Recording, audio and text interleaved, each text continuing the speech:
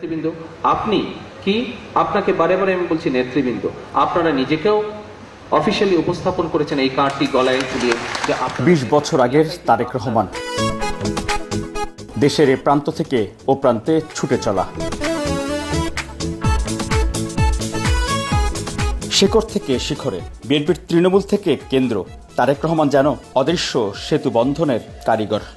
এই থানা নেতৃবৃন্দের উপরে সেদিন আপনাদের চাপ ছিল, সন্ত্রাস নামক যে বীজ বাষ্প ছিল সেটিকে নিয়ন্ত্রণে আনতে হবে।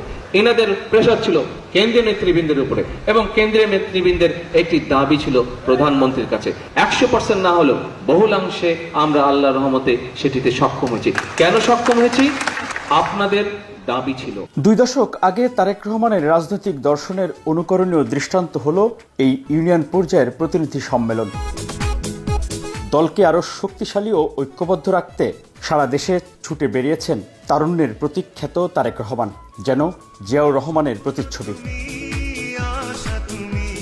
আমি ব্যক্তিগতভাবে বিশ্বাস করি যে সমগ্র বাংলাদেশে আমার ইউনিয়ন পর্যায়ের যে সকল নেতৃবৃন্দ আছেন তাদেরকে আমি মনে করি বহুদলীয় গণতন্ত্রের অতন্দ্র প্রহরী।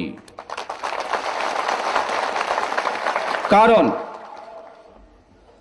এই ইউনিয়ন পর্যায়ের নেতৃবৃন্দদেরকে সাথে নিয়েই শহীদ রাষ্ট্রপতি জিয়াউর রহমান 1979 সালে বাংলাদেশে বহুদলীয় গণতন্ত্রের সূচনা করেন। আপনাদের সকলকে নজর রাখতে হবে, চোখ কান খোলা রাখতে হবে, যেন কেউ শহীদ জিয়া সূচিত বহুদলীয় গণতন্ত্র যেটা সূচনা করেছিলেন, শুরু করেছিলেন শহীদ জিয়া, সেই গণতন্ত্র নস্যাৎ করতে না পারে। তারেক রহমানের সেই উদ্যোগের সফলতায় বিএনপি যে দেশের সবচেয়ে ঐক্যবদ্ধ ও শক্তিশালী একটি পরিবার, তা দলের চেয়ারপারসন বেগম খালেদা জিয়াও বারবার মনে করিয়ে দিয়েছেন দলের তৃণমূলকে। 1/11-এ বহু চেষ্টা করেছিল বিএনপিকে ভাঙার, কিন্তু বিএনপি, আমি বলবো জিয়াউর রহমান এবং তারেক রহমানই এই কাজটা বেশি করেছে, যে গ্রাসরুটের নেতা কর্মীদেরকে এমনভাবে তিনি শক্তিশালী করেছিলেন, যতই বড় বড় নেতা কয়েকজন চাক, কিন্তু যদি তার সঙ্গে ছোট নেতারা, কর্মীরা, ছাত্র যুবরা না থাকে তাহলে তারা কিছু করতে পারে না। 20 বছর আগে তারেক রহমানের যেই রাজনৈতিক ভাবনা, দেশের উন্নয়নে তার যে পরিকল্পনা, তা হয়তো তরুণ প্রজন্মের অনেকেই প্রথমবার শুনছেন।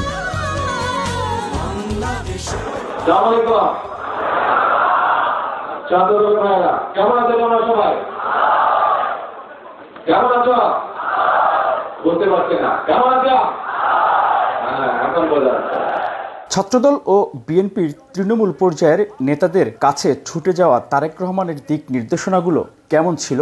খুব স্বাভাবিকভাবেই বলা যায় যে একজন ছাত্রের লেখাপড়া ধারাবাহিকতা বা কন্টিনিউশন যদি না থাকে, তার পক্ষে লেখাপড়া করা অথবা ভালো রেজাল্ট করা কি সম্ভব? সম্ভব নয়।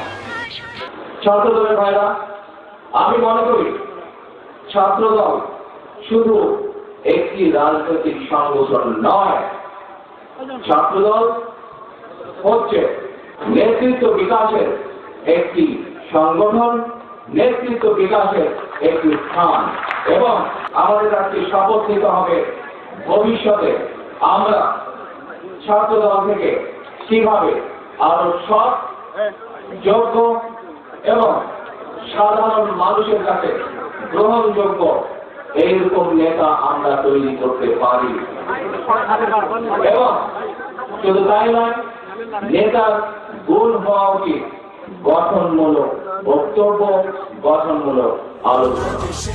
2005 সালে খুলনা বিভাগের 5টি জেলার তৃণমূলের নেতাদের উদ্দেশ্যে তারেক রহমানের যেই ভাবনা, যেই দিক নির্দেশনা, তা হয়তো আজকের রাজনীতিতে অনেকের কাছেই অজানা মনে হবে।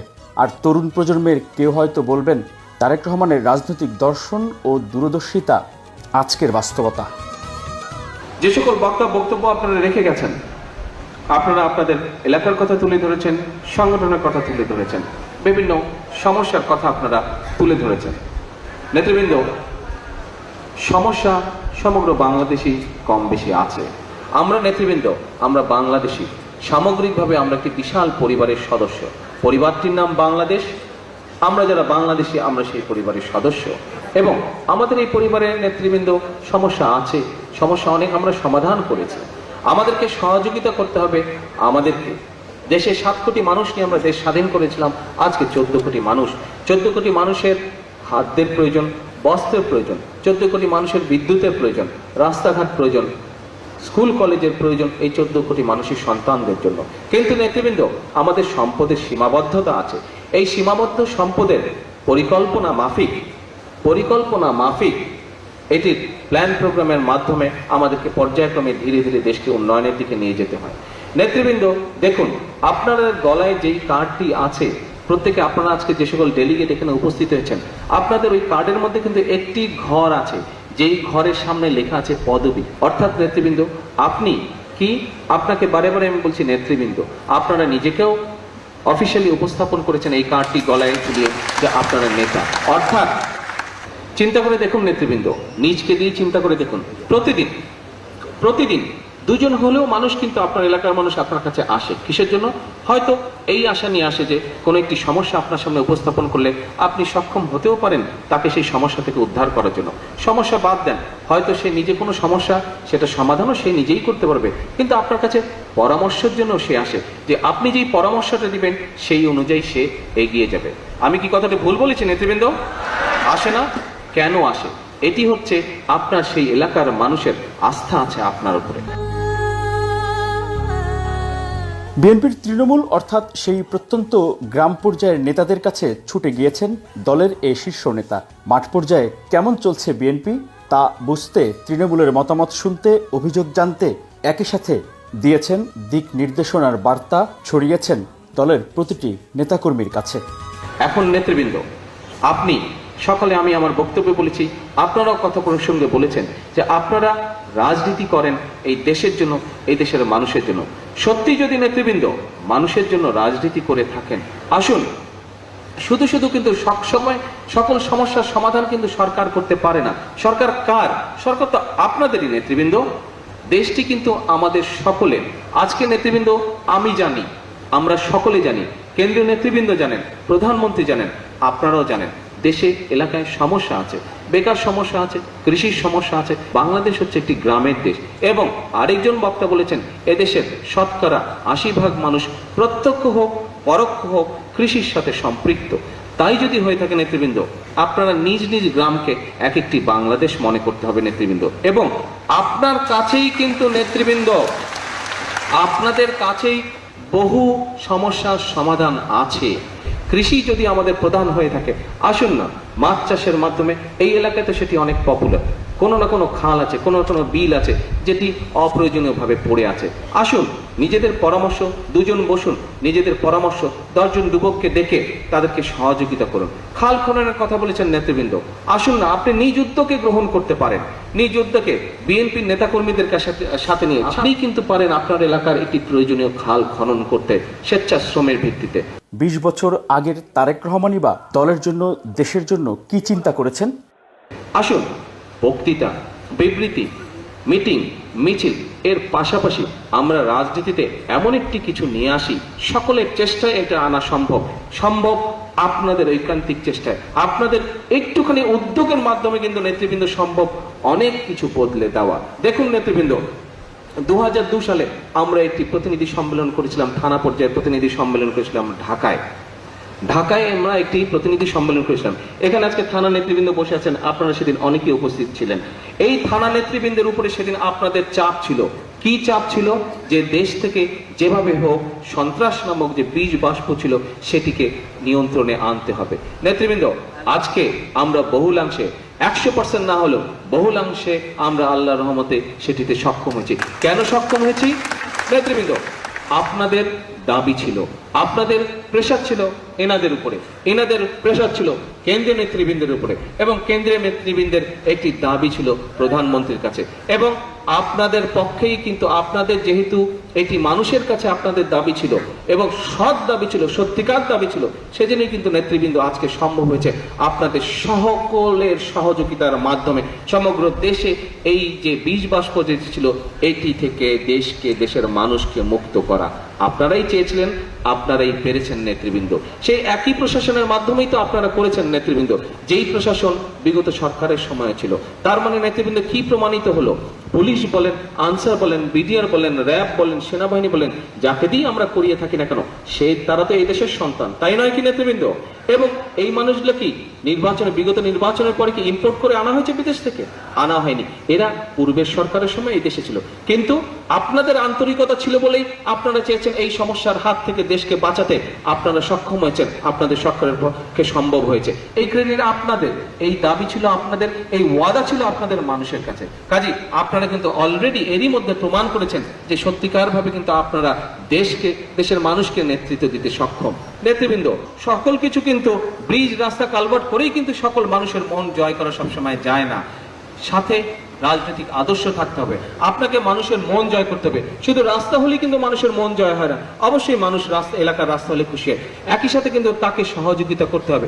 এবং সবসময় সহযোগিতা কিন্তু এমপি করতে পারবে না বা দলের সরকারের পক্ষ থেকে, আপনি নিজ উদ্যোগে করতে পারবেন। সহযোগিতা করতে না পারেন নেতৃবৃন্দ, অন্তত তারকে গিয়ে যদি দুটো ভালো পরামর্শ দিতে পারেন, তার পাশে গিয়ে দাঁড়াতে পারেন নেতৃবৃন্দ, আপনার আদর্শে সে উদ্বুদ্ধ হবে, আপনার আদর্শে সে বিশ্বাস করবে। 2005 সালে তখনকার ক্ষমতাসীন দল বিএনপির সিনিয়র যুগ্ম মহাসচিব তারেক রহমান। রাজনৈতিক বিশ্লেষকদের অনেকেই বিভিন্ন সময় বলেছেন, তারেক রহমানের এই বিচক্ষণ রাজনৈতিক দৃষ্টিভঙ্গি যোগ্য সংগঠক হিসেবে প্রতিষ্ঠা দিয়েছে।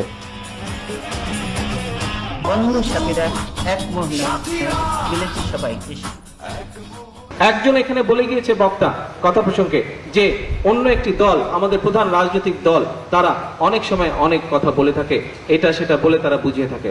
আমাদের নেতৃবৃন্দ এটা সেটা বলার প্রয়োজন নেই। আপনাদের কাছে বহু ভালো জিনিস আছে, আপনাদের বহু ভালো কথা আছে, আপনাদের বহু ভালো অর্জন আছে নেতৃবৃন্দ, যা আপনারা তুলে ধরতে পারলেই, সঠিকভাবে তুলে ধরতে পারলেই আমি মনে করি মানুষের মন জয় করা সম্ভব। আমরা মানুষকে আমাদের আদর্শ দিয়ে উদ্বুদ্ধ করতে চাই, পাশাপাশি উন্নয়ন এবং উৎপাদনের রাজনীতিকে এগিয়ে নিতে চাই। মিডিয়ার কথা কেউ কেউ বলেছেন, আমি মনে করি নেতৃবৃন্দ বাংলাদেশে, সমগ্র বাংলাদেশে ইউনিয়ন পর্যায়ে আমার যে সকল যত সংখ্যক নেতা আছে, যত সংখ্যক কর্মী আছে, এদের থেকে বড় আর কোনো মিডিয়া হতে পারে না।